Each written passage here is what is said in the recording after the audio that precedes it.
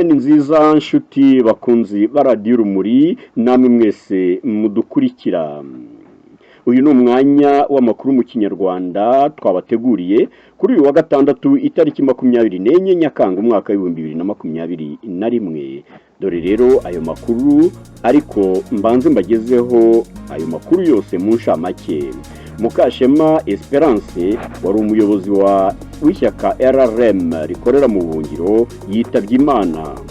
Aimable Karasira yahakanye ibyaha aregwa, abunganizi be bamusabira kurekurwa akivuza uburwayi bwo guhamuka afite. Abanyeshuri kazi 1000 ntibakoze ibizamini bisoza amashuri yisumbuye mu Rwanda muri uyu mwaka nyine w'amashuri 2021. Ku cyumweru itariki 25 Nyakanga umwaka wa 2021, umuryango KMP Kizito Mihigo pour la paix wizihiza imyaka 11 umaze ushinzwe, ndetse n'imyaka 40 Kizito Mihigo abamaze avutse yaba gihumeka. Inkongi ikaze y'umuriro ikomeje kuyogoza igihugu cya Canada. Aya makuru rero wayateguriwe nanjye Fabian Muita, ndamushimiye Arizisi Munga uyatunganya muri studio akabagezaho amajwi n'amashusho ameze neza. Naho ibiganiro byo kuri uyu wa gatandatu biyobowe na Emmanuel Senga, dushimira cyane ku kazi keza. Ariko by'umwihariko nkagushimira nawe utuba hafi udukurikira ndetse no kudutera inkunga y'ibitekerezo.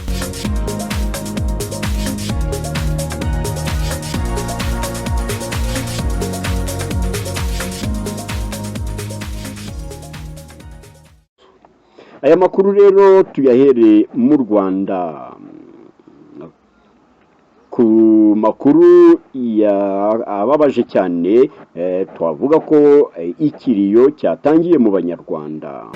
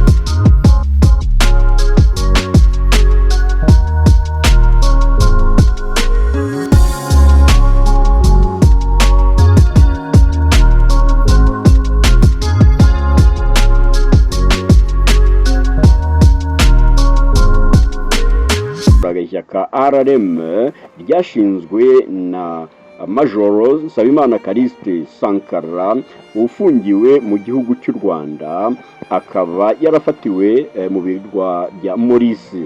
aho yari yarahungiye. Ishyaka RRM riri mu mpuzamashyaka MRCD. Umva bumwe mu buhamya n'impanuro za Madame Esperance Mukashema yasigiye abanyarwanda akiriho. Imana imuhe iruhuko ridashira.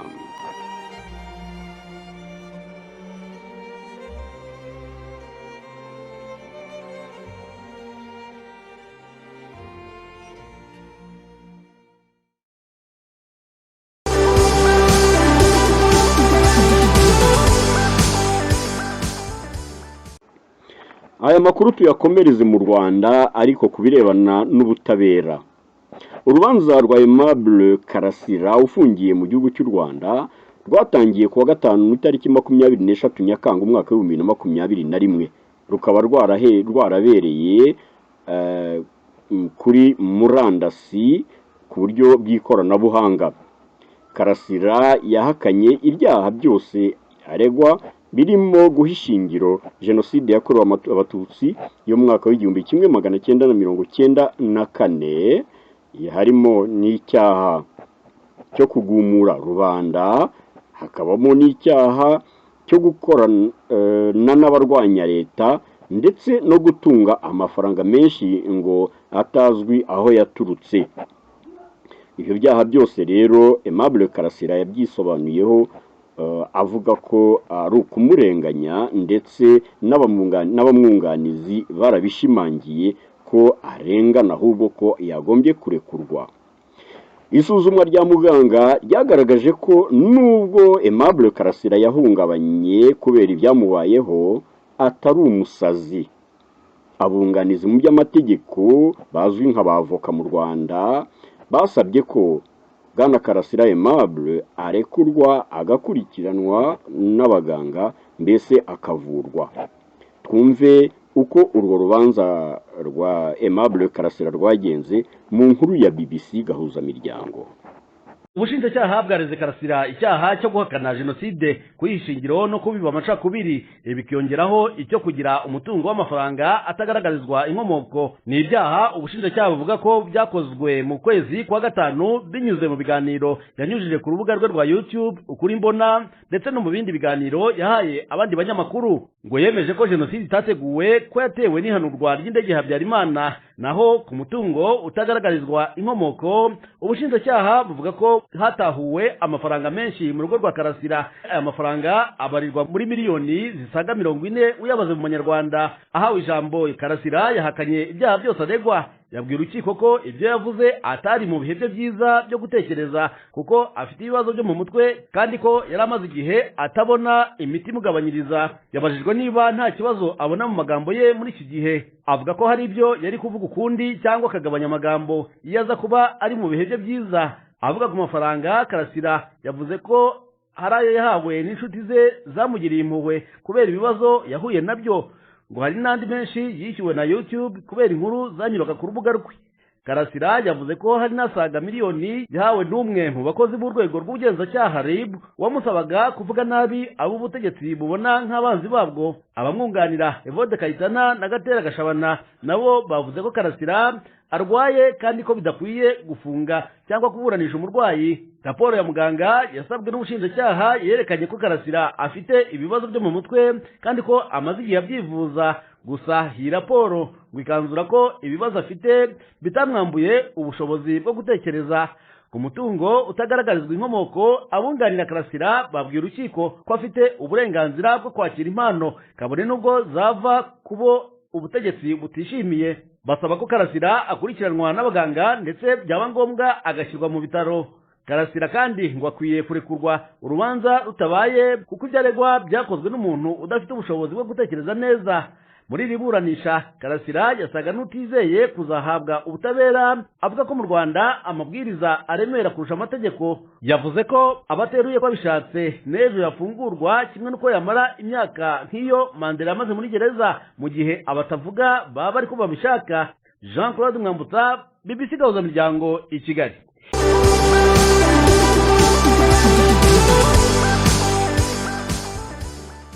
Dukomereza aya makuru mu burezi. ikigo cy'igihugu gishinzwe ibizamini n'ubugenzuzi bw'amashuri NESA cyangwa se NESA cyatangaje ko ku munsi wa mbere w'ibizamini bisoza umwaka w'amashuri yisumbuye byabaye uyu mwaka w'ibihumbi 2021 abakobwa cyangwa se abanyeshuri kazi bagera ku gihumbi batabonetse mu bizamini. NESA iravuga ko bamwe muri abo banyeshuri kazi babujijwe kuza gukora ibizamini bisoza amashuri yisumbuye kubera ko batwaye amada ndetse banabyaye, ariko ngo hakaba harimo n'impamvu zindi zitatangajwe. Ntabwo ariko biradushobokera kumenya icyo Minisiteri nyirizina y'uburezi ibivugaho ndetse n'icyo ivuga kuri ejo hazaza h'abo banyeshuri.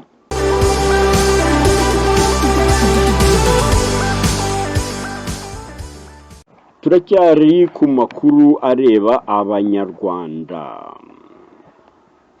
Mu itangazo ryatanzwe n'ikigo cya KMP Kizito Mihigo pour la paix, turamenyeshwa ko kuri iki cyumweru ku itariki 25 Nyakanga umwaka wa 2021 hazizizwa isabukuru y'imyaka 40 nyakwigendera Kizito Mihigo yagombye kuba afite iyo abakiriho agihumeka umwuka w'abazima, kandi hazizizwa n'imyaka 11 ikigo Kizito Mihigo pour la paix cyashinzwe na nyakwigendera Kizito Mihigo kimaze gishinzwe na nyakwigendera nyine Kizito Mihigo.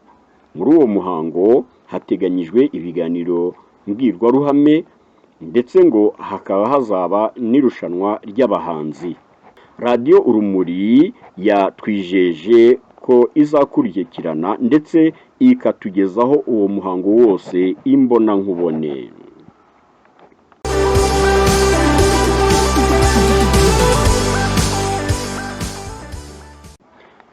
Turangiriza aya makuru mu gihugu cya Canada. Imiriro idasanzwe yakomeje kwibasira igihugu cya Canada.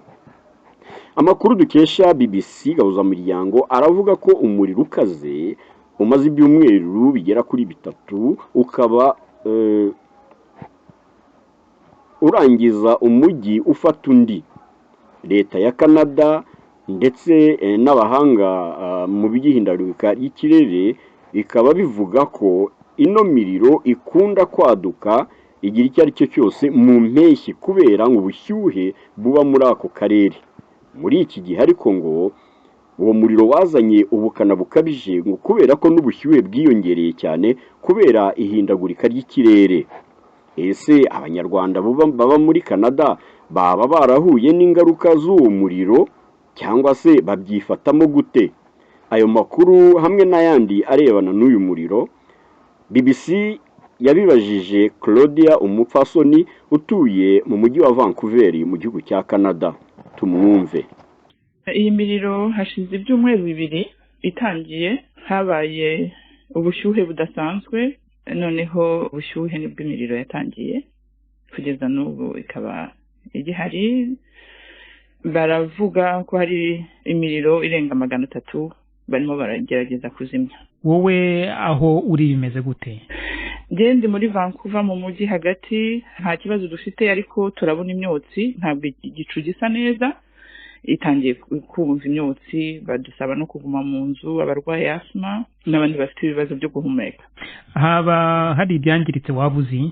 Harimo gushya, amazu arashya, ibintu byose amazu agashya, cyane cyane aho bikomeye ugasanga nk'amazu 5,000 arahiye mu mwanya muto. Aya mategeko adasanzwe yashyizweho n'ubuyobozi asaba abanyagihugu gukora iki? Arasaba abaturage ko iyo bababwiye gusohoka musohoka ku kanya mukava muri ako karere babasabye, hanyuma n'abasanzwe bose bakwirinda kuhajya bagakurikiza ayo mategeko. Cyane cyane iyo bavuze ngo nimuhaguruke mugende, ariho bavuga ngo ngo reka nzimye inzu yanjye cyangwa reka mpagume batazasahura, ugasanga bitumye abategetsi badashobora kuevacuer abo bantu bose. Barasaba rero ko niba bavuze ati nimuhaguruke nimugende kandi bakaba bazafasha abo bantu ku byo bazaba batakaje. Wavuze ko hari imyotsi irimo kubageraho aho uri, usibye iyo myotsi wowe hari izindi ngaruka byakugizeho? Ingaruka byangizeho ni uko nagombaga kujya ahantu muri vacances, aho hantu hakaba harahiye tukaba tutagishoboye kujyayo, kandi tuhafite n'umuryango, uwo muryango nabo babaye evacuwe bari mu hoteli. Ubwo nizo ngaruka dufite. Uvuze ko umuryango bawuhungishije, abantu barimo guhungishwa leta irabajyana he, irabafasha gute? Irabajyana mu mahoteli cyangwa se bagasaba ko niba hari abafite imiryango babakira, ariko bafite ubufasha bwo kujya mu hoteli bakaba yo kugeza igihe bazasubirayo kureba ibyangiritse. Imiriro y'agasozi yo muki ikunze kwibasira ako gace ka Canada, ariko iyo umwaka isa nkaho ifite ingufu zidasanzwe. Abategetsi barabisobanura gute? Barabisobanura kuri changement climatique, ihindagurika y'ikirere, ego, bituma koko tugomba gutekereza ibyo dukora kuri iyi si yacu kugira ngo hashye gutya kuva mu kwezi kwa karindwi gutangira. Ubundi imiriro ikunze kuba mu kwezi kwa karindwi gushira mu kwa munani, ariko igiteye ubwoba nuko byatangiye kuva kare, kandi bikaba bishobora kuzakomeza kubera ko nta mvura dutegereje muri iyi minsi. Bikaba ari icyo kibazo kirimo kiratera abayobozi ubwoba. Turanumva ko ubuyobozi bw'aho ngaho burimo gusaba inkunga yo hanze. Ego, hari nka Mexico n'izindi province za Canada no muri Amerika bemeye kutwohereza abapompiye baza kudufasha. Ubwo bikazaba ari inkunga dutewe n'ibindi bihugu. Claudia Umufasoni yavugana na Jacques Niyitegeka.